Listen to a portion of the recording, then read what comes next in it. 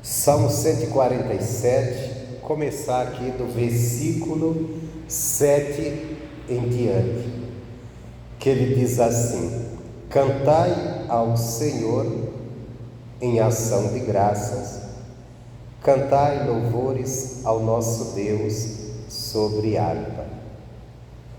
Bom, a primeira coisa, cantar a Deus, cantar louvores. A Bíblia, Tiago, no livro de Tiago, na Bíblia está escrito: quem está alegre canta louvores, quem está triste vai orar. Então, cantar louvores a Deus é a gente estar alegre com a nossa caminhada com Deus.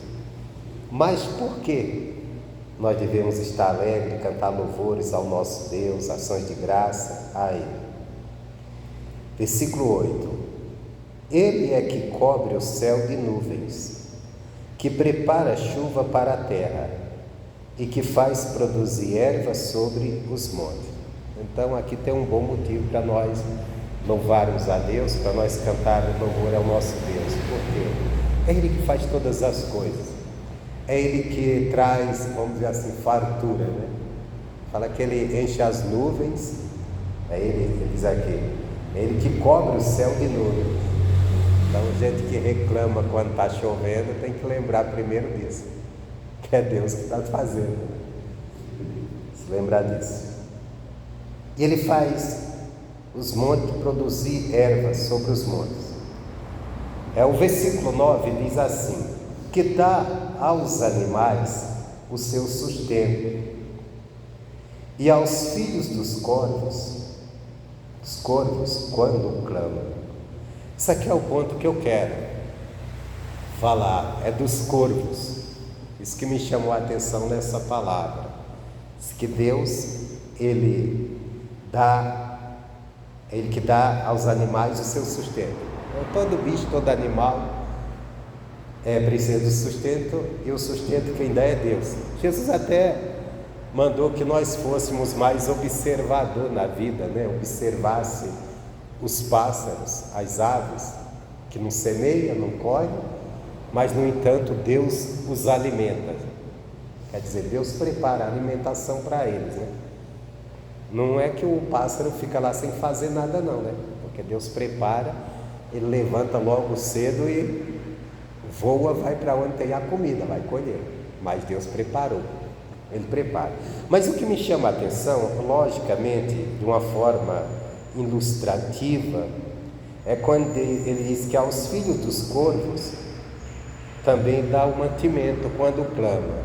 E eu fiquei pensando sobre o corvo, né?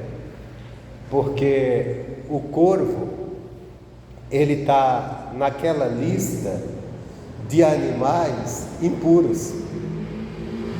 Israel, impuros. E como ele era impuro, então era uma ave imunda.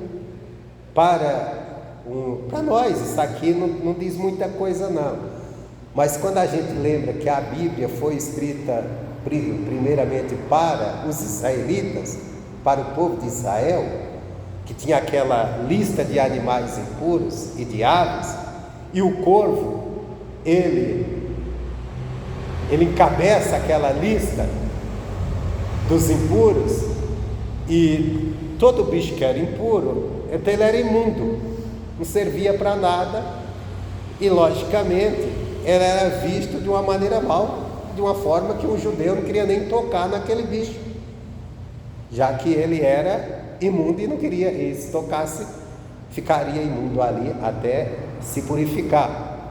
Então o corvo era visto dessa forma. Vamos trazer isso aqui de uma forma figurada. O corvo aqui representa o quê? Ele representa aquilo que é impuro, ou aqueles que ainda são impuros. Aqueles que ainda não se entregaram a Deus, não se purificaram em Deus. Mas mesmo esses que se clamarem a Deus, Deus vai mandar o sustento. Mesmo esse, Deus dá o sustento. Aí nós lembramos das palavras de Jesus. Qual que são as palavras de Jesus? Que Deus é bom até para com os maus, até para com os maus.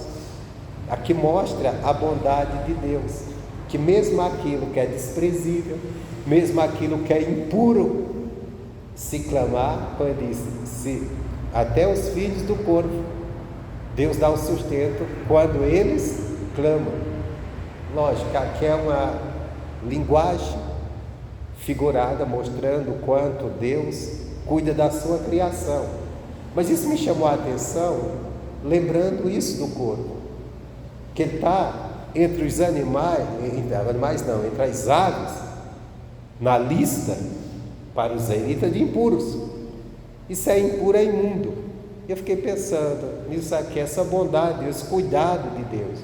E aí, olhando de uma forma ilustrativa, aquela pessoa também que ainda está numa condição de imundo, de impuro, que não se purificou, ainda não aceitou Jesus, não se lavou no sangue dele, está impuro para Deus. Mas mesmo assim essa pessoa não está esquecida diante de Deus, não está desamparada diante de Deus, porque Deus é bom. Aí a gente lembra de quê? Daquela mulher que chega para Jesus e diz assim: Senhor, a minha filha está possessa de um demônio, me ajuda. E Jesus diz assim: olha, não convém eu pegar a comida dos filhos e dar para os cachorrinhos. E ela compreende, ela diz assim: mas até os cachorrinhos comem das migalhas que caem da mesa do seu dono, me ajuda. Em outras palavras, quem eram os filhos na época? Os filhos eram o povo de Israel. Jesus ainda não tinha feito o sacrifício da cruz, então qualquer pessoa de outra nação, não pertencia ao povo da promessa, estava na condição de, não de um cachorrinho, mas de uma criatura, de uma criação de Deus, mas não de filho. Que era isso que Jesus estava dizendo para ela: você é até criação, mas você não é filho, os filhos é o filho de Israel. Tanto é que Jesus, antes ele fala para os discípulos: eu vim para a casa de Israel, eu vim para isso. E ele fala para ela também: não convém que eu pegue aquilo que é dos filhos e dê para os cães. Aí ela diz: não, mas os cães, eles comem também da migalha do seu dono. Em outras palavras, é assim: bom, eu posso não ser filho, eu posso não pertencer ao povo da promessa, mas Deus é meu Criador. Deus é meu Criador. E ali ela é ajudada. Jesus olha pela fé daquela mulher e diz: ó, tua fé é grande, e vai, tua filha já está liberta. E olhando bem aquela mulher, vamos dizer, ela estava na condição aqui de corvo, porque ela estava na condição, porque primeiro, Jesus ainda não tinha feito a obra de lavar e remir o sangue, mas, e o povo da promessa era o povo de Israel. Mas aqui está a bondade de Deus, que Deus cuida até daqueles que ainda não se purificaram, se clamarem a Ele, se buscarem a Ele. Então tudo que o ser humano precisa é invocar a Deus. Tudo que o ser humano precisa é se voltar para Deus. Tem muita gente, até cristão mesmo, irmãos, estão dentro da igreja, estão sofrendo, padecendo, porque a pessoa, às vezes, a vida dela não está muito certinha, ela está precisando se consertar, e ela se desencoraja de clamar a Deus, de invocar a Deus, porque ela diz assim: mas eu vou clamar a Deus para quê? Ando meio atrapalhado, eu preciso me consertar, e precisa se consertar, mas ela tem que ver: não, mas espera aí, mas se Deus, Ele ouve até o clamor dos filhos do corvo, Ele vai me ouvir, mesmo que eu esteja como um imundo, como está o corvo, mas eu vou clamar, eu vou invocar Ele, Ele vai me ajudar. Se você ver, eu não vou entrar aqui na Bíblia Sagrada, senão a gente teria uma, vamos dizer assim, uma extensão muito grande da leitura. Mas se você for na Bíblia, você vai pegar, principalmente no livro dos reis, que conta a história dos reis de Israel, e teve reis que andou com Deus, e teve reis que foi terrivelmente contrário a Deus, só fez coisa errada. Mas mesmo esses reis ruins, quando eles buscaram a Deus, quando eles invocaram a Deus, eles encontraram ajuda, provando que Deus não está pronto para ajudar só quem é bom, porque é Deus, quando Deus ajuda alguém, não é porque a pessoa é boa, é porque Deus é bom. Nós temos que entender isso. A pessoa apenas ela creu, ela invocou. Você pega, põe. Jesus até citou em Israel, Jesus disse assim: no tempo de Naamã havia muitos leprosos em Israel, e Naamã, o sírio, que foi curado. Por quê? Porque ele foi em busca da cura em Deus. A menina falou: tem um profeta em Israel que pode curá-lo. Ele falou com o rei, arrumou uma forma, foi até o rei de Israel. O rei ficou até meio desesperado, com medo, porque ele chegou lá com um bocado de presente, mas vinha uma carta que confundia. A carta dizia, era do rei da Síria, dizendo assim: quando o meu servo chegar a ti, eu quero que tu cure ele da lepra. O rei de Israel disse: eu não sou Deus. Ficou desesperado. Aí o Eliseu ficou sabendo e disse: manda ele para mim, para ele vai ver que tem profeta, que realmente era Eliseu. Ele foi até Eliseu. Aconteceu também um fato ali curioso, que o Eliseu não o recebe, manda alguém e de encontro dizer: manda ele lá no Rio Jordão e se banhar 7 vezes no rio. Ele fica invocado com aquela história, estava acostumado a ser bem tratado, um homem de posição, agora estava sendo tratado quando o profeta nem o recebeu. Ficou indignado.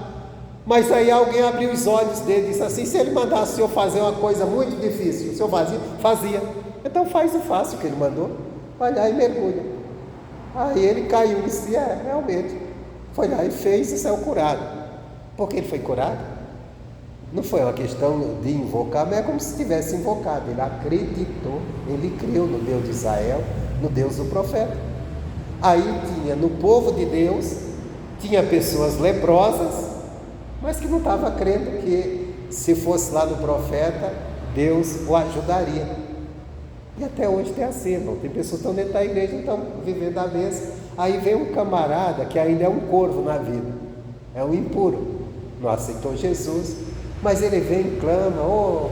Eu já orei por pessoas que chegaram dentro da igreja apenas para pedir uma oração: pastor, estou passando tal coisa, ora por mim. Eu orar e a pessoa receber a bênção.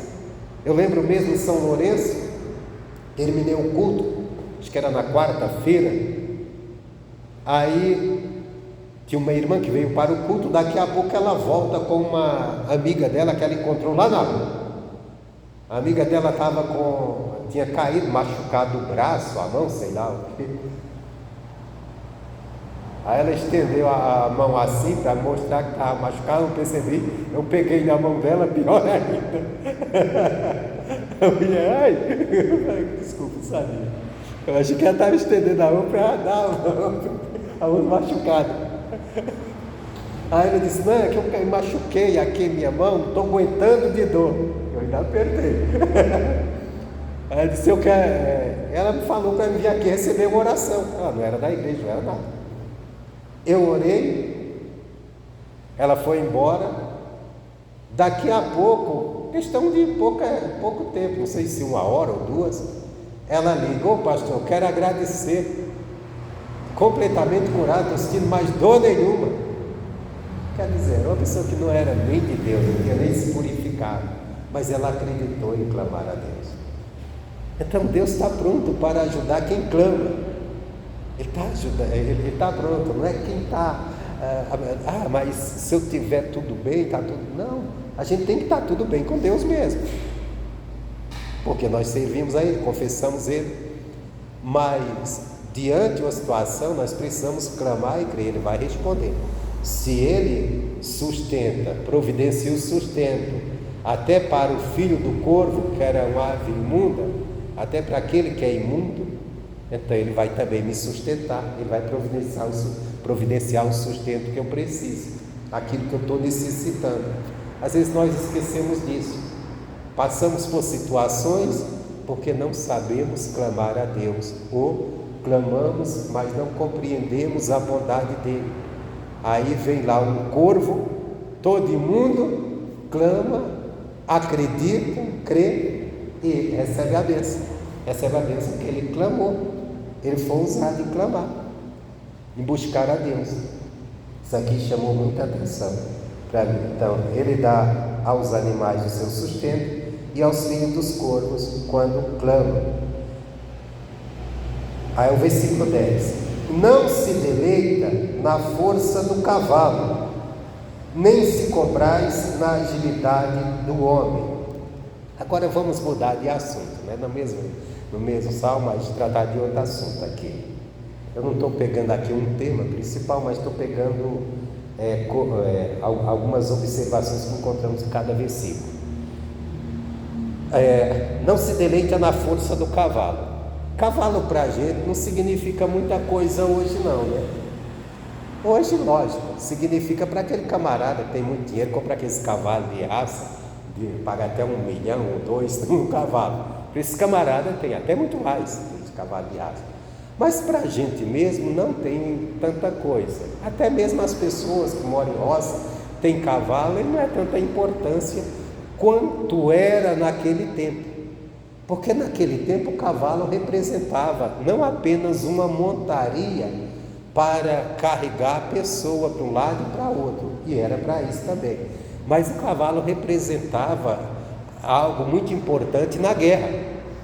Um bom cavalo na guerra, por exemplo, um rei que tinha uma cavalaria bem formada, ele tinha vantagem na guerra. Então o cavalo era um bicho de muito valor, de muita estima naquele tempo, e onde as pessoas colocavam sua muita confiança nele, principalmente em tempo de guerra. E aí Deus diz aqui que Deus não se deleita na força do cavalo e nem se compraz aquele prazer na agilidade do homem. Você sabe que o ser humano, quando ele tem agilidade, vamos dizer agilidade não no sentido só físico, né? De força ou de capacidade de se mover, mas agilidade para resolver coisas, situação. Tem gente que é muito ágil para pensar, resolver um problema, resolver outro. E nós às vezes admiramos essas pessoas. Olha o fulano como que é, o camarada fala bem, o camarada tudo resolve, tudo que ele faz é perfeito. Para Deus isso não quer dizer nada. Não quer dizer nada, isso não impressiona Deus. O que é que Deus busca no homem? Versículo 11: o Senhor agrada-se dos que o temem e dos que esperam na sua misericórdia. Então Deus não está procurando em nós muita agilidade, muita capacidade, muita habilidade. Ele está procurando em nós o temor a Ele. O que é temor? Temor é um extremo respeito. Quando você tem um respeito tão grande a alguém, no caso aqui a Deus, respeito tão grande que você tem até receio de falar algo que vai contrariar ou ofender aquela pessoa. Temor a Deus não é medo de Deus, mas ao mesmo tempo é um medo de fazer algo que desagrade a Deus. É um extremo respeito que a pessoa tem, uma verdadeira dedicação a Deus. Então esse agrada a Deus. E aquele que espera na sua misericórdia. O que é esperar na misericórdia de Deus? É a pessoa que verdadeiramente confia em Deus. Confiança, porque só espera na misericórdia de Deus verdadeiramente. Porque esperar aqui não é dizer assim, não, como às vezes o camarada, ele está numa dificuldade, ele não sabe o que fazer, não tem como resolver, é dizer, eu estou esperando na misericórdia de Deus. E às vezes não está esperando não, porque ele não está confiando não, ele está com medo mesmo, desesperado. Esperar é você estar confiante, não, Deus vai agir, Deus vai me abençoar, Deus não vai me deixar perecer, eu estou completamente confiante que Ele vai resolver minha situação. Ou, às vezes, até um perdão, como o caso de Davi. Davi que cometeu um pecado, e o profeta chegou para ele e disse assim, Davi, Deus mandou 3 coisas aqui para você escolher, você vai ser punido. Você quer que o inimigo de guerra te persiga durante um tempo, tanto tempo? Ou tu queres cair na mão de Deus Tinha outro também, era tudo relacionado ao homem. Davi escolheu o quê? Escolheu cair na mão de Deus. Só que ele sabia de uma coisa: não tem como lutar contra Deus, não tem como escapar de Deus, da mão de Deus não tem como escapar. Paulo, em Hebreus, ele diz assim: coisa horrenda é cair na mão de Deus. É horrível cair na mão de Deus, se Deus estiver irado, né? Só que Davi disse assim, e Deus estava irado com Davi. Davi disse assim: não, eu quero cair na mão de Deus, porque Deus é cheio de misericórdia. Então quer dizer, ele sabia assim: eu não posso lutar contra Deus, eu não tenho como vencer Deus, eu não tenho como parar Deus, mas eu tenho como alcançar a misericórdia dele, eu tenho como pedir a misericórdia, eu tenho como invocar a misericórdia. Então, para mim não ser destruído, nós temos que lembrar que o pecado de Davi era pecado de morte. Então Davi disse assim: eu vou ficar na mão dele, porque eu vou contar com a misericórdia. Então ele esperou na misericórdia mesmo, senão a coisa estava feia para ele, estava complicado para ele. Então esperar na misericórdia de Deus é confiar, isso agrada a Deus. Nós não vamos agradar a Deus. Às vezes as pessoas, a gente agrada com habilidade, com capacidade, a gente agrada pessoas. Você tem uma empresa, tem um comércio, você coloca uma pessoa lá habilidosa, que sabe fazer, e você acha aquela pessoa especial. Esse funcionário sim, queria que todos fossem assim, queria que todo mundo fosse desse jeito. É assim, o fulano é diferenciado. Nós admiramos pessoas habilidosas, talentosas. Deus não está nem aí para talento de ninguém, Deus não está nem aí para habilidade de homem. Deus está mais para aquele que teme a Ele e que confia nele, que espera na sua misericórdia. Às vezes é até uma pessoa, vamos dizer assim, limitada, tem suas limitações, mas anda no temor a Deus. É aquela pessoa que ninguém dá muita atenção para ela não, mas a atenção é para o outro que é habilidoso, que sabe sair, sabe entrar, sabe fazer, sabe acontecer. Só que o outro está lá aos pés de Deus, no temor a Deus, confiando sempre em Deus. Esse sim, esse que Deus se agrada, porque Deus não está nem um pouco impressionado com a habilidade do homem, Ele está mais com aquele que teme a Ele. O que teme a Ele confia na sua misericórdia, se coloca na dependência dele, ele vai ajudar. O outro que é muito habilidoso, às vezes confia na sua habilidade, na sua capacidade, e vai lutar sozinho. E Deus não vai fazer nada, porque está cheio de si. Está cheio de si. Agora, aí nós lembramos, você que a Bíblia ela conversa com ela mesma, né? Que isso me faz lembrar o que Deus falou para Paulo. Paulo era um homem, da época dele era um homem muito preparado, era um homem estudado, mas Deus não estava nem aí para o estudo de Paulo. Deus estava mais para um Paulo rendido aos seus pés.